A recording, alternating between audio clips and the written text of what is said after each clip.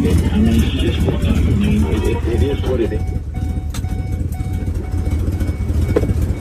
All right, this unit runs and drives. It's got an exhaust leak at the passenger side pipe where it comes up and meets the manifold collector. The pipe's broke at the collector.